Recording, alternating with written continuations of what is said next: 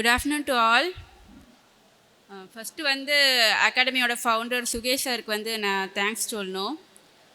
அடுத்து வந்து இங்கே இருக்க எல்லா டீச்சர்ஸ்க்கும் ஃபஸ்ட்டு நான் தேங்க்ஸ் சொல்லிக்கிறணும். இங்கே வந்து எல்லா அச்சீவர்ஸும் பார்த்தீங்கன்னா மேக்ஸிமம் ஒரு 21 வயசுலேருந்து 30 வயசுக்குள்ளேயே அச்சீவ் பண்ணியிருப்பீங்க.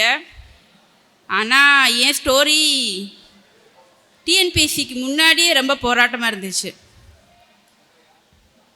இந்த ஸ்கூலை முடிக்கிறதே பெரிய ஒரு போராட்டம். ஏன்னா என் சமூகத்தில் பார்த்தீங்கன்னா ஒரு 7th 8th ஸ்டாண்டர்ட்லேயே நிப்பாட்டிடுவாங்க, படிக்க வைக்க மாட்டாங்க. நான் சொல்கிறது ஒரு 20 வருஷத்துக்கு முன்னாடி. அந்த மாதிரி ஒரு கிராமத்தில் இருந்து ஃபஸ்ட்டு வந்து எங்கள் அம்மா என்னை படிக்க அலோவ் பண்ணதே பெரிய விஷயம். நான் 10th முடித்து அப்புறம் 12th முடித்து காலேஜ் என்ட்ராகி முடித்து வர்றதுக்குள்ளே பெரிய போராட்டம். நான் ஃபேஸ் பண்ண ஸ்ட்ரகிள்ஸ்க்கு மேலே எங்கள் அம்மா எல்லாரையும் எதிர்த்து என்னை படிக்க வச்சது தான் பெரிய விஷயம். அவங்களுக்கு தான் ஃபஸ்ட்டு தேங்க்ஸ் சொல்லணும்.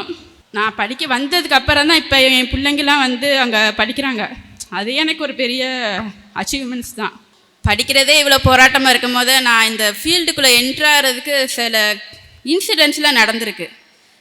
இந்த பிள்ளையை படித்து கல்யாணம் வச்சுட்டு பிள்ளையை பார்த்துட்டு வீட்டில் தானே இருக்குது, என்னத்தை போட்டு படிக்க வைக்கன்னு சொல்லிவிட்டு எங்கள் ஊர் பிள்ளைங்களெல்லாம் நிப்பாட்டிட்டாங்க. 12th அப்புறம் படிக்க வைக்கல. என்னடா நம்மளை பார்த்து பிள்ளைங்க படிச்சிச்சுங்க, இப்போ நம்மளை பார்த்து பிள்ளைங்களோட எதிர்காலத்தையும் நிப்பாட்டுறாங்கன்னு எனக்கு அப்போ ஒரு ஃபீலு. இருந்துடக்கூடாது, ஏதாச்சும் பண்ணணும் அப்படின்னு ரொம்ப ஃபீல் பண்ணேன். அதுக்கப்புறம் தான் எனக்கு இதில் 0 நாலேஜ் தான். டிஎன்பிஎஸ்சி பற்றி எனக்கு தெரியாது, என்ன லெவல் இருக்குது அது எதுவுமே தெரியாது. 2019 அந்த பேட்சில் வந்து நான் உள்ளே நுழையிறேன். அப்போ வந்து கால்ஃபார் வந்து குரூப் 1 31 ஜனவரி முடியுது. 30 வந்து எங்கள் அப்பா தான் வந்து என்னை இங்கே ஜாயின் பண்ணி விட்டுட்டு எங்கள் அப்பாவும் என்னோடய ஃப்ரெண்டோட அப்பாவும், ஏன்னா எனக்கு இதை பற்றிலாம் எதுவுமே தெரியாது, அவங்க தான் வந்து ஃபஸ்ட்டு ஜாயின் பண்ணி விட்டு போயிட்டாங்க. ஒரு 1 மந்தில் எக்ஸாமு. எனக்கு இது சிலபஸ் இருக்குன்னே தெரியாது. 10 டேஸாக இதுக்கு ஒரு சிலபஸ் இருக்குன்னே எனக்கு தெரியாது. குரூப் 1க்கு அவ்வளோ டஃப்பான எக்ஸாமு. 10 நாள் கழிச்சு தான் ஃபஸ்ட்டு கிளாஸே பாலிட்டி, ஸ்ரீராம் சாரோடது. பாலிட்டி பற்றி ஒன்றும் பயம், அவ்வளோ பயம். 7 வருஷம் ஆச்சு. 2012 பாஸ் அவுட்டு. 7 வருஷமாக பேனா பென்சில் எதுவுமே தொடலை. எழுத்து வரமாட்டது, ஒன்றுமே வரமாட்டது. நம்மளால் முடியாதுன்னு நினச்சேன். எக்ஸாம் எழுதிட்டு வந்துட்டு கிளியர் பண்ணல குரூப் 1. ஒரு ஜூன் வரைக்கும் சரி செட் ஆகாது நம்மளுக்கு நினச்சிட்டு இருக்க டயத்தில் ஜூனில் வந்து குரூப் 4 வந்துச்சு. 2019 குரூப் 4 கால்ஃபார் வந்துச்சு. சிலபஸ் பார்த்திங்கன்னா தமிழ், இங்கிலீஷு, லாங்குவேஜ் இருக்கும். சரி நம்ம தான் சிலபஸை பார்க்கும்போது 10th வரைக்கும் ஏதோ நான் படித்த மாதிரி தோணுது இங்கிலீஷ்லாம் அப்படின்னு சொல்லிட்டு ட்ரை பண்ணுவோம்னு சொல்லிட்டு டெய்லி வந்து அகாடமிக்கு தான் வருவேன். வீட்டிலேருந்து படிக்க முடியாது. நான் வரும்போது எனக்கு 3 பசங்க, கடைசி பையனுக்கு 1 வயசு. அவனை விட்டுட்டு வீட்டில் பார்த்துக்கிட்டாங்க. அப்போ தான் நான் வந்து படிக்க வந்தேன். டெய்லி வருவேன், படிப்பேன், டெஸ்ட் போடுவேன், போயிடுவேன். இது வரைக்கும் இங்கே இருக்க டீச்சர்ஸ் பேர் யார் பேருமே எனக்கு தெரியாது. கனிமுருகன் சார் யூடியூப் அதிகமாக பார்ப்பேன். மேக்ஸிமம் எல்லா டீச்சர்ஸுமே இங்கிலீஷ் எடுத்த அந்த ஆபித் சார் முதற்கொண்டு இது வரைக்கும் நான் நேரில் பார்த்ததில்ல, யூடியூப்பில் தான் பார்த்துருக்கேன். அந்த சாருக்கெலாம் ரொம்ப தேங்க்ஸ் சொல்லணும். அவங்களும் என்னை பார்த்ததில்ல, நானும் அவங்கள பார்த்ததில்ல. கனிமுருகன் சார் கிளாஸை நான் ஒரே ஒரு தடவை ஹிஸ்ட்ரி கிளாஸ் அட்டன் பண்ணியிருக்கேன். எந்த கிளாஸுக்குமே என்னால் அட்டன் பண்ண முடியாது, ஏன்னா வீட்டில் குழந்தைங்க, என்னால் டைம் பண்ண முடியாது. எல்லாம் வந்து யூடியூப் வீடியோவில் தான் நான் பார்த்துருக்கேன். சாரை நான் டைரெக்டாக மீட் பண்ணதே வந்து மெயின்ஸுக்கு போவேன். ஆனால் ஃபஸ்ட்டு நான் மெயின்ஸ் பேப்பர் ரிவ்யூக்கு போகும்போதே உன்னால் முடியுமா, ஆனால் நீ பேப்பர் கம்ப்ளீஷன் பண்ணணும், கண்டிப்பாக பேப்பர் கம்ப்ளீஷன் பண்ணணும்னு சொன்னாங்க. இந்த பேப்பர் கம்ப்ளீட் பண்ணாத பேப்பர்லாம் சார்ட்டு தூக்கிட்டு போக மாட்டேன். அன்றைக்கெலாம் சாரை மீட் பண்ணவே போக மாட்டேன்.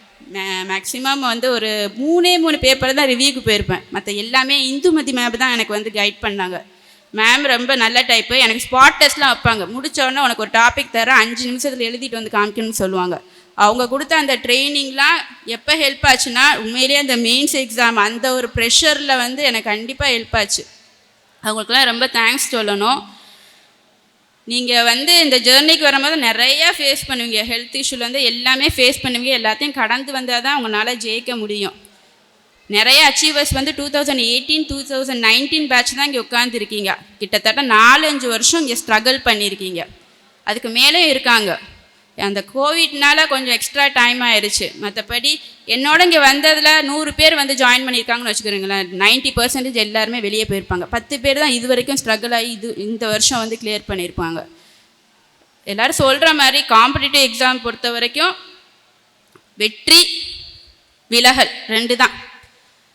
நீங்கள் வந்து தோல்வின்னு கிடையாது, கடைசி வரைக்கும் போராடினீங்கன்னா கண்டிப்பாக வந்து நீங்கள் வின் பண்ணலாம். அடுத்து நான் தேங்க்ஸ் சொல்கிறேன் என் ஹஸ்பண்டுக்கு. கல்யாணம் முடிச்சதுக்கப்புறம் எனக்கு இவ்வளோ நாள் எனக்கு சப்போர்ட் பண்ணி எந்த ஒரு நேரத்தில் 5 வருஷத்தில் ஒரு தடவை கூட போதுமா இதுக்கு மேலே நீ பண்ண வேணான்னு சொன்னதே இல்லை. ரொம்ப சப்போர்ட்டு. அவங்க போன வர வரைக்கும் இங்கே தான் இருந்தாங்க. லாஸ்ட் வீக் நடந்திருந்தால் கண்டிப்பாக என் ஹஸ்பண்டோடு வந்திருப்பேன். அவங்க ஒர்க்கு காரணமாக இப்போ போயிட்டாங்க, ஜாயின் பண்ண போயிட்டாங்க. அதனால் அவங்கள கூட்டிகிட்டு வர முடியல. அடுத்து வந்து நான் இங்கே குரூப் 4 எழுதும் போதெல்லாம் எல்லோரும் வந்து வீட்டிலேருந்து ஸ்ட்ரைட்டாக எக்ஸாம் ஹால் போயிட்டு எழுதிட்டு வீட்டுக்கு போவாங்க. என்னோடய சுச்சுவேஷன் குரூப் 4 எழுதும் போது என் பையனுக்கு 3 நாளாக ஃபுல்லாக முடியல. காலையில் வந்து 8 மணிக்கு பெட்டில் போய் அட்மிட் பண்ணிவிட்டு எக்ஸாம் ஹாலுக்கு போனேன். அகெயின் ஹாஸ்பிட்டல் வந்து ஸ்டே பண்ணிவிட்டு தான் நான் அடுத்த நாள் வீட்டுக்கு போனேன். இவ்வளோ ஸ்ட்ரகிள்ஸ் இருந்துச்சு எனக்கு. இது எல்லாத்தையும் போராடி இன்றைக்கி வந்து நிற்கிறேன். இன்றைக்கி நான் வந்து ரொம்ப ப்ரௌடாக சொல்லிக்கிறேன்னா, என்னோட நேட்டிவில் என் சுற்றி இருக்க எல்லா வில்லேஜ்லேயும் என்னை வந்து பாராட்டுறாங்க, வந்து என்கிட்ட ஹெல்ப் கேட்குறாங்க. நான் வந்து எனக்கு அடுத்து ஹெல்ப் கேட்குற பிள்ளைங்க எல்லாருக்கும் நான் கைட் பண்ணிக்கிற அளவுக்கு நான் வளர்ந்துருக்குன்னு சந்தோஷப்படுறேன். மற்றபடி எல்லாருக்கும் தேங்க்ஸ். இங்கே இருக்க ஒர்க்கர்ஸ்லேருந்து ஆஃபீஸ் மேம்லேருந்து எல்லாருமே, யாருமே தெரியாது, யார் பேருமே தெரியாது, ஆனால் எல்லாருமே எப்போ போனாலும் எனக்கு ஹெல்ப் பண்ணுவாங்க. அதுக்கு மேலே இங்கே இருக்க இந்த ஜூனியர் பிள்ளைங்கெல்லாம் இருக்குது, 22, 23 வயசில் இங்கே நிறைய பிள்ளைங்க இருக்குங்க. அதுக்கெல்லாம் ஒரு குரூப்பாக படிக்குங்க. நான் ஒரு நாள் கூட குரூப் ஸ்டடி போக முடியாது.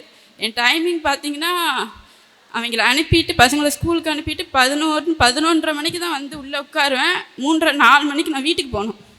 இந்த 5 மணி நேரம் தான் நான் படிப்பேன். மற்ற நேரம்லாம் என்ன பண்ணுவீங்கன்னா என் வீட்டு வேலை அங்கே ஓடிக்கிட்டு இருக்கோம், இங்கே யூடியூப் ஓடிக்கிட்டு இருக்கோம், ப்ளூடூத் போட்டுக்கிட்டு அங்கே வந்து எல்லாத்தையும் நோட் பண்ணுவேன். அப்புறம் அங்கே தூங்குனதுக்கு அப்புறம் தான் நான் வந்து அகெயின் வந்து ரிவிஷன் பண்ணி போட்டேன். நான் 2022 ப்ரிலிம்ஸ் வந்து மேலே முடிச்சுட்டு ஜூன்லேயே நான் மெயின்ஸ் பேட்ச் இங்கே ஜாயின் பண்ணிட்டேன். எனக்கு அப்பயே தெரியும் நான் ப்ரிலிம்ஸ் கிளியர் பண்ணிடுவேன்னு சொல்லிட்டு ஜாயின் பண்ணேன். எல்லா மெயின்ஸ் டெஸ்ட்டையும் அட்டன் பண்ணேன், எதையுமே மிஸ் பண்ணதில். எனக்கு ஸ்டடி ஹாலு வந்து ரொம்ப யூஸ்ஃபுல்லாக இருந்துச்சு. அதில் உட்காந்து தான் ப்ரிப்பேர் பண்ணேன். 5 மணி நேரம் தான். இங்கே சொல்கிறாங்க 8 மணி நேரம் படிக்கணும், 12 மணி நேரம் படிக்கிறாங்க அப்படின்லாம்.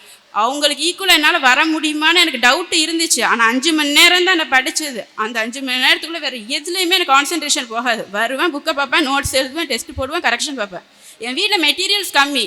எது அதிகம்னு பார்த்தீங்கன்னா டெஸ்ட்டு பேப்பர் 2019 இது வரைக்கும் உள்ள சுரேஷ் அகாடமியோட டெஸ்ட்டு பேப்பர் எல்லாமே ஃபைல் பண்ணி வச்சுருப்பேன். ஒவ்வொரு டெஸ்ட்டுக்கும் ரிவிஷன் பண்ணுவேன், கரெக்ஷன் பார்த்துட்டு தான் அடுத்த டெஸ்ட்டுக்கு நான் போவேன். அது மாதிரி மெயின்ஸ் பேப்பர் கட்டாக வச்சுருப்பேன். நோட்டும் அந்த டெஸ்ட்டும் டெஸ்ட் சீரீஸ் மட்டும் தான் அதிகமாக இருக்கும், மெட்டீரியல் கம்மி தான். அப்படி தான் நான் படித்தேன். லாஸ்ட் மினிட்ல ஹெல்ப் பண்ண இந்த பிள்ளைங்க வந்து ஷோபிகா, மர்ஜானா, சுபா, கிருபா, சௌந்தர்யா, இது எல்லாமே ரொம்ப ஹெல்ப் பண்ணுச்சு. சின்ன பிள்ளைங்களாம் தாரிணிலாம் எனக்கு முன்னாடி பேட்ச்சு, மறக்கக்கூடாது. நல்லா ஹெல்ப் பண்ணுச்சு. ஏன்னா என்னால் ப்ரிப்பேர் பண்ணுறதுக்கு ரொம்ப டைம் இருக்காது. வந்து அந்த பிள்ளைங்கிட்ட கேட்டால் அது ஏற்கனவே ப்ரிப்பேர் பண்ணி படிச்சுட்டு இருக்குங்க, சொல்லி கொடுக்குங்க. அந்த பிள்ளைகளெல்லாம் மறக்கக்கூடாது. இந்த பிள்ளைங்கெல்லாம் ரொம்ப ஹெல்ப் பண்ணிச்சுங்க. அதில் சிலது என்னோட சேர்ந்து சர்வீஸ் வாங்கிருச்சு. அதுவும் தாரிணிலாம் நாங்கள் வந்து எடுத்தது வந்து ட்ரெஷரி அண்ட் அக்கௌண்ட்ஸ் டிபார்ட்மெண்ட். அதுவும் ராமநாதபுரம் கலெக்டரேட்லேயே வேலை கிடச்சிருக்கு. ரொம்ப சந்தோஷம். தாரிணி என்னோட தான் இருக்குது. இது மாதிரி எல்லாரும் வந்து எவ்வளோ ஸ்ட்ரகிள் இருந்தாலும் விட்டு கொடுக்காம கடைசி வரைக்கும் முயற்சி பண்ணுங்கள். கண்டிப்பாக ஜாபை கிளியர் பண்ணிடலாம். All the best to all. Thank you to the academy and all of you. Suresh IAS academy, வெற்றியின் முகவரி.